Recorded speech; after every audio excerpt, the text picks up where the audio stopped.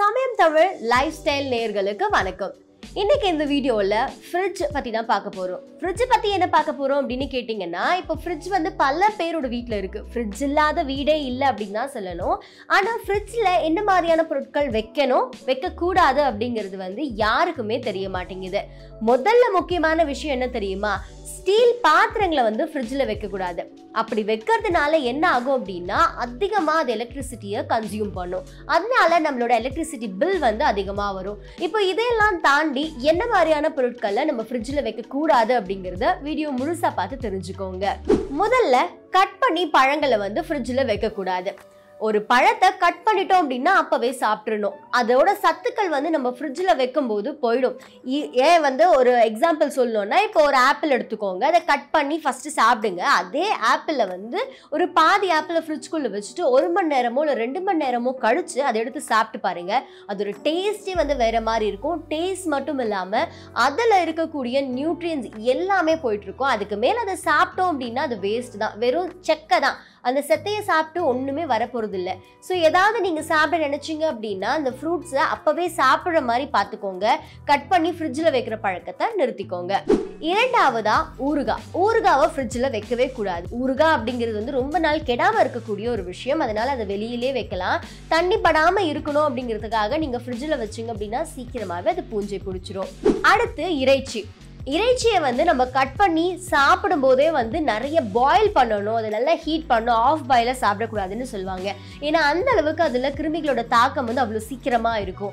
ஏன்னா மட்டன்லாம் வந்து கட் பண்ணுறதோ சிக்கன் கட் பண்ணுறதோ நீங்கள் பார்த்துருப்பீங்க. அதில் வந்து கிருமிகள் பாக்டீரியா வர்றது ரொம்ப சீக்கிரமாகவே வரக்கூடியதான். அதை எடுத்துகிட்டு வந்து ஃப்ரிட்ஜில் வச்சு அதனால் மற்ற உணவுகளை ஸ்பாயில் பண்ணி அதில் இருக்கக்கூடிய பாக்டீரியா வந்து ரொம்ப ஈஸியாகவே நீங்கள் ஃப்ரிட்ஜில் வச்சுருக்கக்கூடிய மற்ற உணவுகள், அது காய்கறிகளாக இருக்கட்டும், இல்லை நீங்கள் ஏதாவது ஃப்ரூட்ஸ் வச்சிருக்கீங்க, இல்லை நேற்று சாப்பிட்ட உணவு ஏதாவது மீதி வச்சிருக்கீங்க அப்படின்னா அது எல்லாத்தையுமே வந்து ஸ்பாயில் பண்ணிடும். ஸோ இறைச்சியை ஃப்ரிட்ஜில் வைக்கிறத அவாய்ட் பண்ணிக்கோங்க.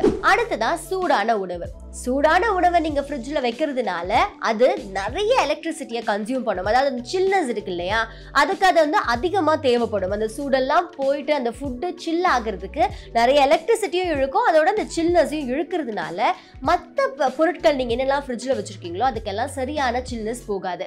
அதனால மற்ற உணவுகளை சீக்கிரமாகவே வந்து இந்த சூடான உணவு கெட செஞ்சிடும். அதே மாதிரி பால் பாக்கெட்லாம் வந்து பிளாஸ்டிக் கவர்லேயே வாங்கி அப்படியே ஃப்ரிட்ஜில் வைப்பீங்க பல பேர். அதை வந்து ஒரு பாட்டில் கண்டெய்னருக்கு மாற்றி வைக்கிறது ரொம்பவே நல்லது. கண்ணாடி பாட்டிலோ அப்படி இல்லைன்னா வந்து நம்ம பால் ஊற்றி வைக்கிறதுக்கே வந்து செப்பரேட்டாக நிறைய கண்டெய்னர்ஸ்லாம் விற்பாங்க. இது பிளாஸ்டிக் அவாய்ட் பண்ணிக்கோங்க. அது தவிர்த்து என்ன மாதிரியான கண்டெய்னர்ஸ் இருக்குது அப்படிங்கிறத பார்த்து அதில் ஊற்றி வந்து நீங்கள் ஃப்ரிட்ஜில் வைக்கலாம். நீங்கள் பிளாஸ்டிக் கவர் அப்படியே வச்சுட்டு அது நல்லா ஐஸ் ஆகிடும். அந்த கவரை திரும்பவும் எடுத்து அதை அப்படியே கட் பண்ணி அந்த ஐஸை போட்டு வந்து பாயில் பண்ணி அந்த பாலை குடிப்பீங்க. அது ரொம்பவே கேடு உடம்புக்கு. ஸோ இப்படி குடிச்சிட்டு வர பழக்கம் யாருக்காவது இருந்தது அப்படின்னா நீங்கள் அந்த பால் பாக்கெட் இருக்கு இல்லையா, அதை எடுத்து தண்ணியில் போட்டு கொஞ்சம் நேரம் அந்த ஐஸ் எல்லாம் கரைஞ்சதுக்கு அப்புறம் குடிச்சிட்டு வாங்க. அடுத்து வெங்காயம், உருளைக்கிழங்கு இதெல்லாம் ஃப்ரிட்ஜில் வைக்க வேண்டிய அவசியமே கிடையாது. வெளியே வச்சாலே அது நல்லா ஃப்ரெஷ்ஷாக ரொம்ப நாளைக்கு இருக்கும். வெங்காயத்தில் இருக்கக்கூடிய ஃபோலிக் ஆசிட் ஃப்ரிட்ஜில் வைக்கும்போது அதோட தன்மை இழுக்கிறதோட மற்ற உணவுகளையும் அது ஈஸியாகவே ஸ்பாயில் பண்ணிடும். ஸோ வெங்காயத்தை யாராவது ஃப்ரிட்ஜில் வச்சுட்டு இருக்க பழக்கம் இருந்தது அப்படின்னா ப்ளீஸ் தயவு செஞ்சு இதை பண்ணாதீங்க. ஏன்னா அதோட தன்மை போகிறதோட டேஸ்ட் போயிட்டு அதில் இருக்க நியூட்ரியன்ஸ் எல்லாமே எழுந்துரும் நம்ம வெங்காயத்தை ஃப்ரிட்ஜில் வைக்கும்போது. அடுத்ததா வந்து தேன் அப்படிங்கிறது வந்து எத்தனை வருஷம் ஆனாலும் எத்தனை டிகேட்ஸ் ஆனாலும் கெடாத ஒரு விஷயம். அதை கொண்டு போய் நிறைய பேர் வந்து ஃப்ரிட்ஜில் வச்சு நானே பார்த்துருக்கேன். தேனை வந்து ஃப்ரிட்ஜில் வைக்கணும் அப்படிங்கிற அவசியமே கிடையாது. வெளியில் வச்சாலே அது எத்தனை வருஷத்துக்கு வேணால் நல்லா இருக்கும். அடுத்ததா பிரெட்டை நிறைய பேர் ஃப்ரிட்ஜில் வைக்கிறீங்க. எனக்கு புரியவே இல்லை ஏன் வந்து பிரெட்டை ஃப்ரிட்ஜில் வைக்கணும் அப்படின்னு சொல்லிட்டு. பிரெட்டை ஃப்ரிட்ஜில் வச்சோம் அப்படின்னாலே அது வந்து சில்னஸ் ஆகுறேங்கிற பேரில் ரஸ்காக மாறிடும், அப்படியே காஞ்சி போயிடும். நீங்கள் வெளியில் ஒரு ஏர்டைட் கண்டெய்னரில் போட்டு வச்சாலே போதும் பிரெட்டை. அடுத்து காஃபியை கூட சில பேர் வந்து நிறைய வச்சுட்டேன் அப்படின்னு சொல்லிட்டு தட்டை மூடி ஃப்ரிட்ஜில் வச்சுருவாங்க. கொஞ்ச நேரம் கழிச்சு அதை எடுத்து சூடு பண்ணி குடிப்பாங்க. காஃபியில் இருக்கக்கூடிய அந்த கெஃபைன் கண்டென்ட் வந்து இன்னும் பாய்சனஸாக தான் மாறும் ஃப்ரிட்ஜில் வைக்கும்போது. ஸோ அதை ஃப்ரிட்ஜில் வைக்கிறது மட்டும் இல்லாமல் திரும்பவும் நீங்கள் பாயில் பண்ணி அதை குடிக்கும்போது உடம்புக்கு அந்த அளவுக்கு கெட்டதை தான் அது செய்யுது. அதோட டீயை கூட நீங்கள் ஃப்ரிட்ஜில் வச்சு குடிக்கிறதுனால உங்களுக்கு அது பல பாதிப்புகளை கொண்டு வருது. அடுத்ததான் இன்சுலின் வந்து நிறைய பேரோட வீட்டில் டயபெட்டிஸ் பேஷண்ட்ஸ் இருப்பாங்க. அவங்களுக்கு ரெகுலராக இன்ஜெக்ஷன் போடணும் அப்படிங்கிறதுக்காக அந்த இன்சுலின் பாட்டில்ஸ் எல்லாம் வந்து இன்ஜெக்ஷனோட சேர்த்து நம்ம ஃப்ரிட்ஜில் வச்சுருப்போம். அந்த பழக்கம் இருந்தது அப்படின்னா ஒரு ஃப்ரிட்ஜில் ஒரு ரேக்கை வந்து அந்த இன்சுலினுக்காகவே தனியாக பிரிச்சுடுங்க. ஏன்னா நீங்கள் இன்சுலினை மற்ற உணவுகள் கூடயோ ஃப்ரூட்ஸ் கூடயோ வெஜிடபிள்ஸ் கூடயோ இல்லை கீரை வகைகள் கூடயோ வச்சிங்க அப்படின்னா இன்சுலினோட தன்மையே மொத்தமாக போயிடும். அதுக்கு அப்புறம் அது வந்து டயபெட்டிஸ் பேஷண்ட்ஸ்க்கு போடுறதும் ஒன்று தான், சும்மா இருக்கிறதும் ஒன்று தான். ஸோ அந்த அளவுக்கு வந்து வேஸ்ட் ஒரு பொருளாக தான் வந்து அந்த இன்சுலின் மாறிடுது. ஸோ இப்போ உங்களோட வீட்டில் இன்சுலின் பயன்படுத்துகிற பழக்கம் யாருக்காவது இருந்தது அப்படின்னா ஃப்ரிட்ஜில் ஒரு சின்ன பிளேஸை வந்து அதுக்காக ஒதுக்கிடுங்க. அந்த இடத்துல வேற எதுவுமே இல்லாமல் இன்சுலின் மட்டும் வச்சுட்டு வாங்க. இன்ஜெக்ஷனில் வந்து கொஞ்சம் கவர் பண்ணி வைங்க. அடுத்ததா பூண்டு. சில பேர் வந்து இஞ்சி பூண்டு விழுது அரைச்சிலாம் ஃப்ரிட்ஜுக்குள்ளே வைப்பீங்க. ஃப்ரெஷ்ஷாக அரைச்சி ஃப்ரெஷ்ஷாக பயன்படுத்தினா மட்டும்தான் எந்த ஒரு பொருட்கள்லையும் சக்தி இருக்குது. அதை வந்து நீங்கள் அரைச்சோ இல்லை பூண்டை வந்து நிறைய பேர் டைம் இருக்குது அப்படிங்கிறதுக்காக ஒரு சட்டி நிறைய உரிச்சிட்டு அதை ஃப்ரிட்ஜுக்குள்ளே வச்சு யூஸ் பண்ணிட்டு வருவீங்க.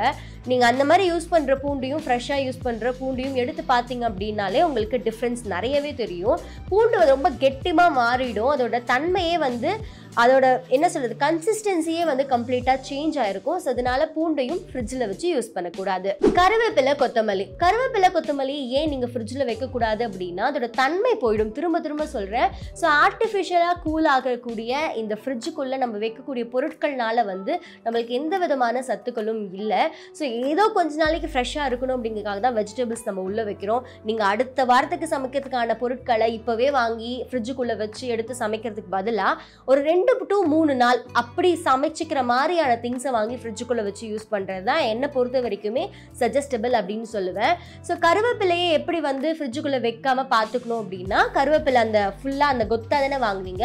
அது மேலே ஒரு கயிறு சுற்றி ஏதோ ஒரு ஆணிலையோ இல்லை எங்கேயோ வந்து தொங்க விட்டுட்டு எப்போ உங்களுக்கு வேணுமோ எடுத்து யூஸ் பண்ணிக்கலாம். அது நல்லா ட்ரை ஆகிடுச்சு அப்படின்னா கூட நீங்கள் எண்ணெயில் போட்டதுக்கப்புறம் அது ஃப்ரெஷ்ஷாக வந்துடும். ஸோ எந்த விதமான பயமும் இல்லை. கொத்தமல்லியும் வந்து தண்ணிலாம் படாமல் நல்லா காய வச்சிட்டிங்க அப்படின்னா பவுடர் மாதிரி கூட ஆகிடும்.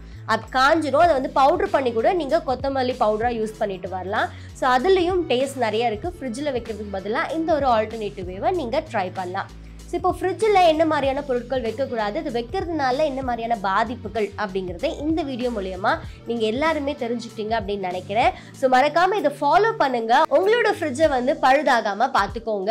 ஆர்டிஃபிஷியலான எந்த ஒரு விஷயமே வந்து நம்மளோட உடலுக்கு நல்லது கிடையாது. இப்போ நான் சொன்ன விஷயங்கள் எல்லாத்தையுமே உங்கள் ஃப்ரிட்ஜில் நீங்கள் வச்சு ஃபாலோ பண்ணிட்டு இருந்தீங்க அப்படின்னா அதை மாற்றிக்க ட்ரை பண்ணுங்க.